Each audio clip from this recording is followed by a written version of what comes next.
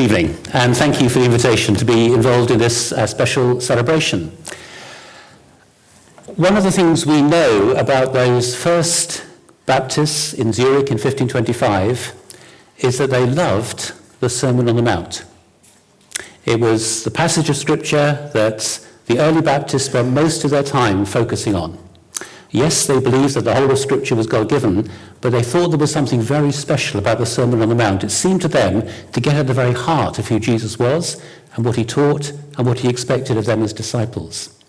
I just want to read a very short part of it. I'm sure you're familiar with it already, but just a few verses from the middle of the Sermon on the Mount, which we're going to come back to shortly. And so we're breaking into a long piece of teaching.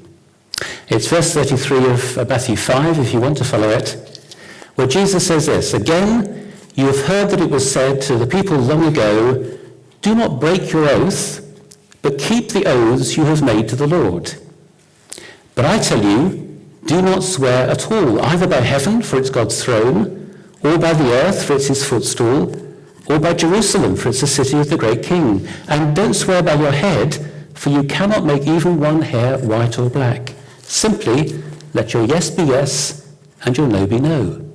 Anything beyond this comes from the evil one. You've heard that it was said, eye for eye and tooth for tooth. But I tell you, do not resist an evil person. If someone strikes you on the right cheek, turn to him the other also.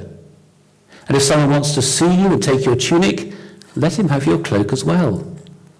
If someone forces you to go 1 mile, go with him 2 miles. Give to the one who asks you, and do not turn away from the one who wants to borrow from you. You've heard that it was said, love your neighbor and hate your enemy. But I tell you, love your enemies and pray for those who persecute you, that you may be sons of your Father in heaven." We'll pick that up a little bit later on. But we know that those early Baptists, those early followers of Jesus in Zurich, were intrigued, inspired, challenged by this passage and by the rest of the Sermon on the Mount. And it was at the heart of what Felix Manz believed and why he was willing to pay the price that he did. Now, the first Baptist church, as we normally think of it, only goes back as far as the beginning of the next century. 1609 was the date of the first English Baptist church. Harry, when was the first Scottish Baptist church? 1750. A bit later on. So 1609. And so back in 2009, Baptists across Europe celebrated the anniversary of the Baptist movement, 400 years. So why are we going back 500 years? Well, because before the English and then Scottish Baptists, there were others in parts of Europe who had very similar convictions and also practiced the baptism of believers. They didn't call themselves Baptists. In fact, they were called an insult. They were called Anabaptists. Anabaptist means rebaptize. And the problem was that these young men who met together on the 21st of January 1525 and baptized each other had already been baptized as infants. Everybody in their society practically had been. And so for the authorities, this was not baptism, this was rebaptism. And it was a capital offense. That's why Manz paid the price. I have to say that the Protestants didn't burn Anabaptists. Most of the time they beheaded them. Sometimes they decided that drowning was the appropriate response. So Felix Manz, you've been baptized twice now. We're going to baptize you a third time, this time with concrete shoes. And he was baptized for a third time in the Limmat River that runs through Zurich. Not a very pleasant way to go. But in the beginnings of the Baptist movement, nearly 100 years later, many of the same convictions that had energized the early Anabaptists reappeared. And this morning, we looked at some of the Baptist heritage, the things that Baptists have said over the centuries. These things matter to us. These are really important to us. They may not be unique to Baptists, but they are distinctively Baptist. Very briefly, I just want to summarize 4 or 5 of those. And, it can be kind of checklist. Do you recognize this within your Baptist church? So one of those is the centrality of Jesus Christ and the freedom of every local church to discern the mind of Christ. So it's not up to authorities somewhere else. It's not up to some kind of church hierarchy to decide what each local church should be doing. It's the responsibility of every local Baptist church to seek to discern the mind of Christ. What is God calling us to be and to do in our context where we are? Does that sound familiar?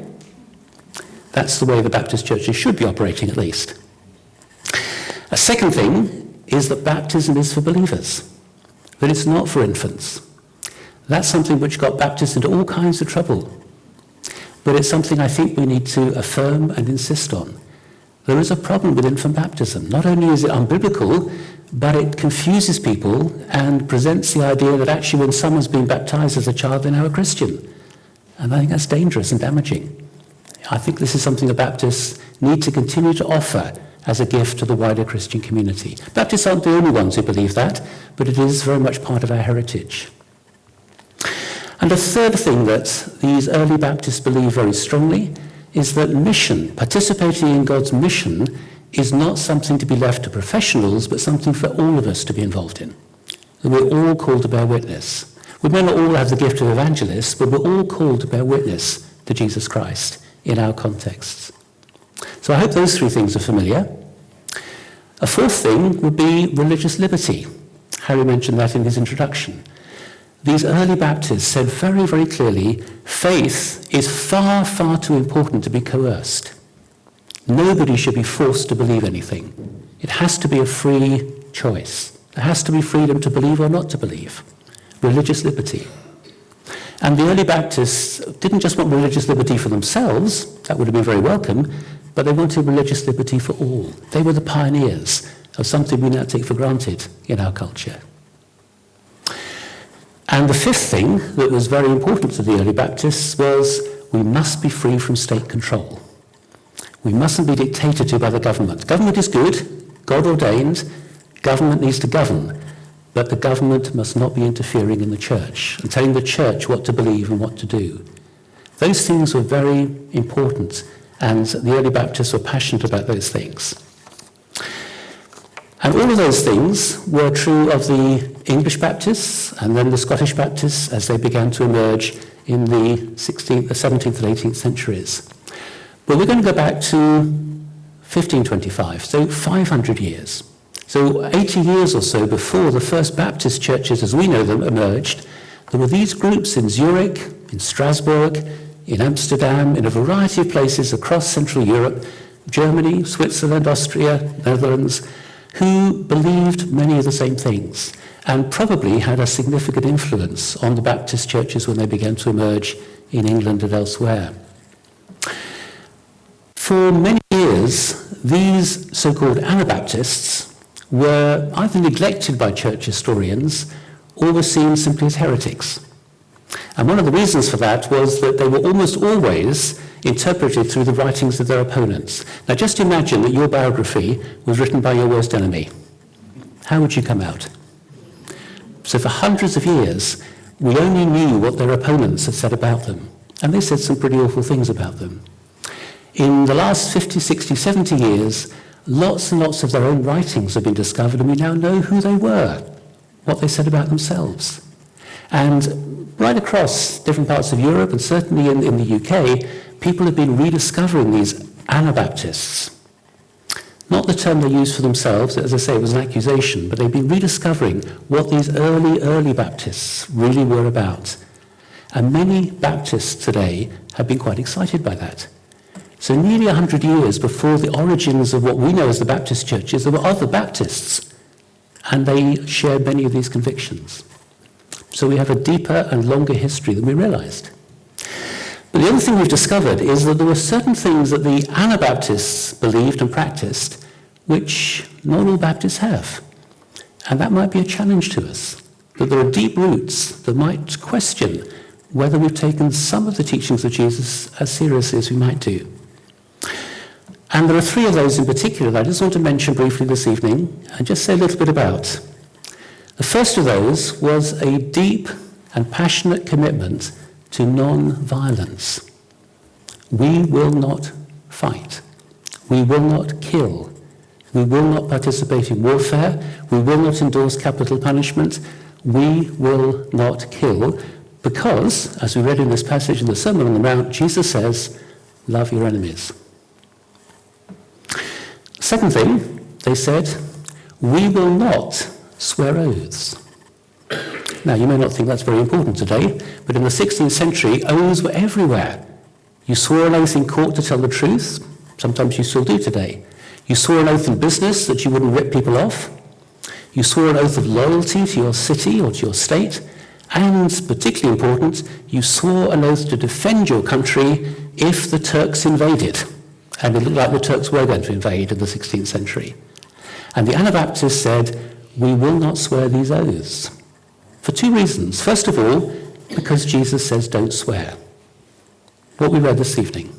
Jesus says, let your yes be yes, let your no be no. Yes, there are oaths in the Old Testament, and Jesus refers to those. You've heard that it was said, but I say to you. And the Anabaptists were determined to listen first of all to Jesus. What does he say? And the second reason they refused to swear oaths was to swear an oath gave the impression that you could lie through your teeth the rest of the time. You only had to tell the truth if you swore an oath. And they said, no, we want to be known as truth tellers. We want to be known as those who tell the truth in all circumstances. And the third thing that they were committed to was a life of simplicity and of sharing generously. Economics. A discipleship of simplicity and generosity. Some of the early Baptist, Anabaptist communities pooled all their possessions and lived as common purse communities. How's that for radical discipleship? Most of them didn't, but most of them had a practice called mutual aid, which was a lot more than just charity. It was essentially saying, if my brother or sister has a need, and I have the resources to meet that need, then my resources become available to them. I don't own them any longer. They're now available to my brother or sister. These three convictions in the early 16th century were deeply worrying to the authorities. If people won't swear oaths, how can we rely on them? If people won't fight, what do we do when the Turks come? If people are sharing their resources in this very radical and generous way, what does that mean for the notion of private property? This is when capitalism is just beginning to come into Europe, and private property was at the heart of it.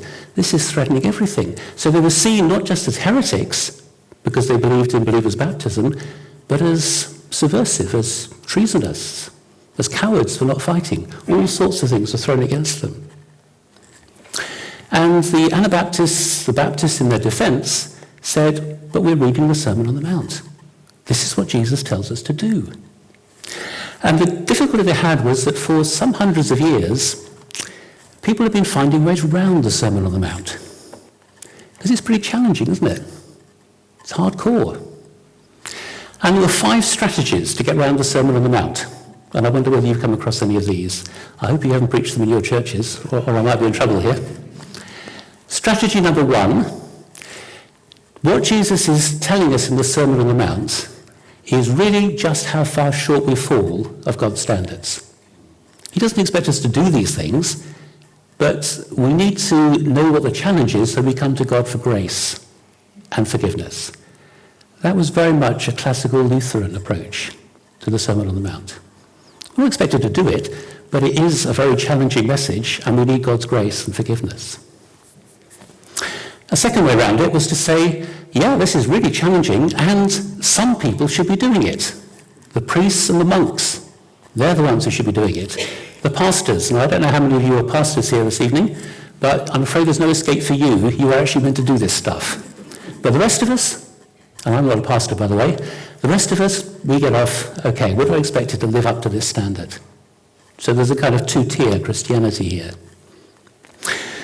A third way of getting around this is to say, this is wonderful teaching, and when the kingdom of God comes, won't it be wonderful that we'll all live that way? It's for the future, not for now. Unrealistic. A fourth way of evading the challenge is to say, well, there's a difference between your private life and the public world. So it's all very well, Jesus saying, don't resist somebody who strikes you on the cheek, but that hasn't got anything to do with issues of public life, of geopolitics, of war, or anything of that kind. There's a gap between the private and the public. You can forgive your enemy if he's just been a bit nasty to you, but don't think about it in terms of wider issues. And the fifth thing, which is really quite a clever way of evading it, because it's almost true, is what Jesus is really concerned about is not what we do, but our attitudes. Now, as I say, it's partly true, because if you look at what Jesus says in the Sermon on the Mount, he says it's not just enough not to kill people, you really shouldn't be hating them either. It's not enough just to avoid adultery, you shouldn't be lusting after people either. So there's a sense in which that's partly right, but it depends how far you push it.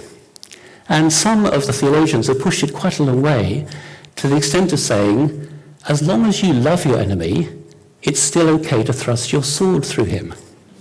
You can still kill him as long as you do it lovingly. And somebody with as much authority as Augustine said exactly that. So that had been going around for centuries. And the Anabaptists were in a context where the Sermon on the Mount was being evaded and dodged, and people didn't know what to do with it. And they simply said, it's challenging, it's powerful, but it's actually what Jesus is calling us to do. And on the basis of that, they argued, we need to be non-violent and not kill people. We need to tell the truth at all times, and we need to share our resources freely with those around us. Why does this matter today? Well, let's start with truth-telling. I mentioned this morning that the word of the year in 2016 in the Oxford Dictionary was post-truth. A post-truth culture. A culture where there is fake news, echo chambers, conspiracy theories, all kinds of lying, all kinds of manipulation, post-truth society. Truth-telling is important. I wonder whether it's going to be more important for our witness as Christians than we realise, to be known as communities that tell the truth.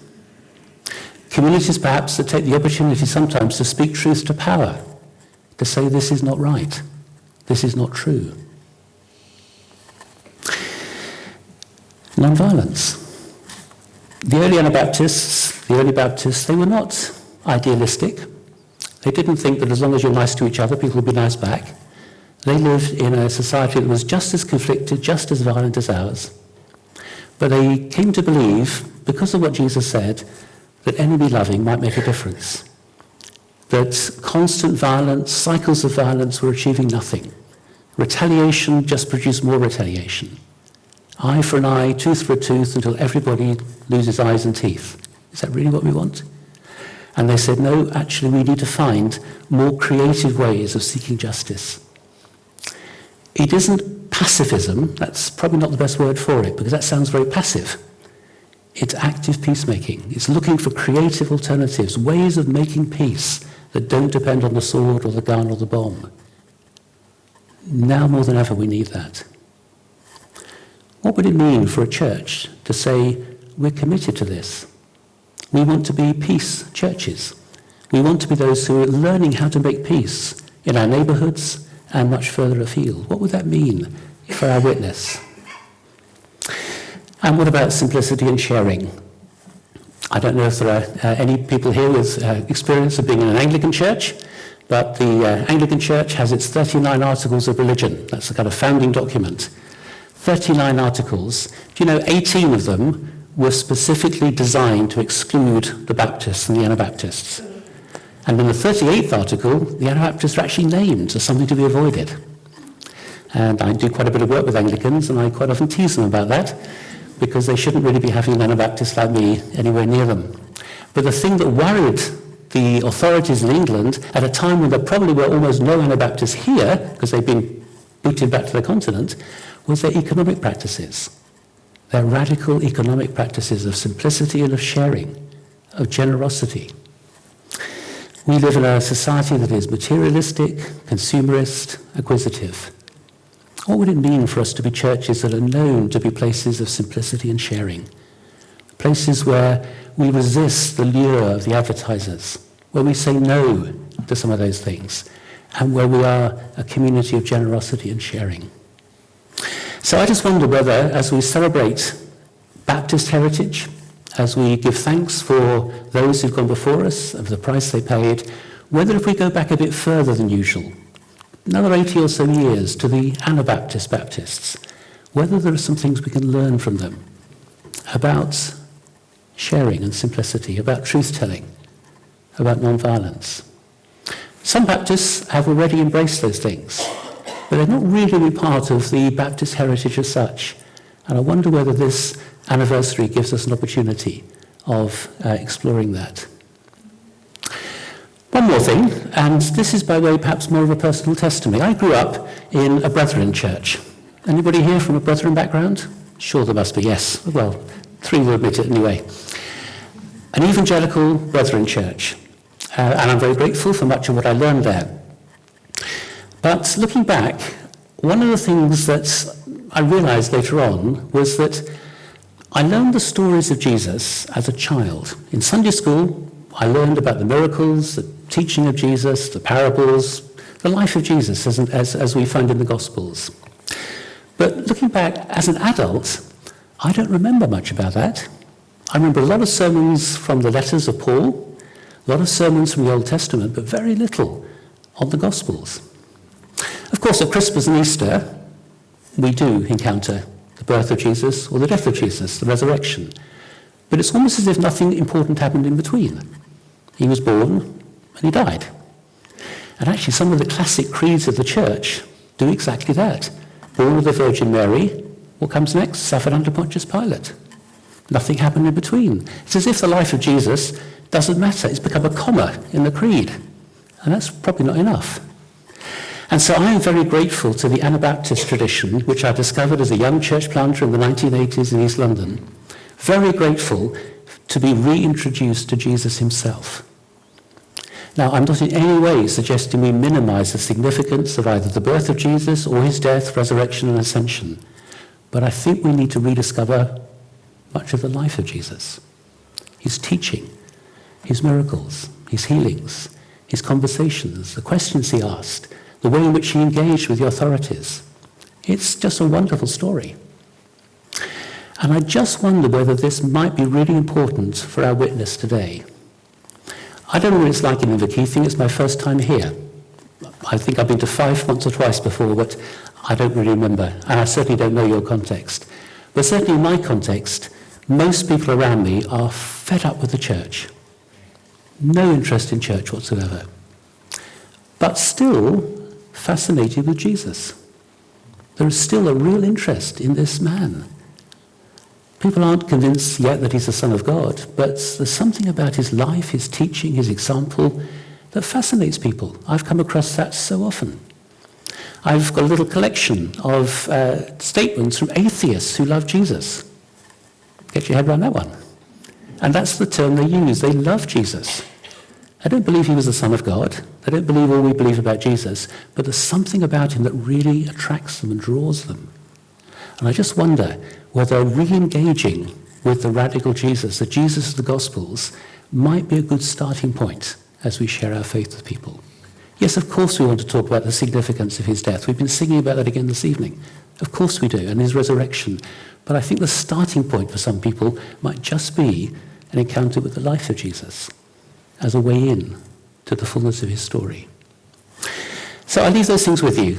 We celebrate today 400 plus years of Baptist heritage, 500 years of Baptist Anabaptist history.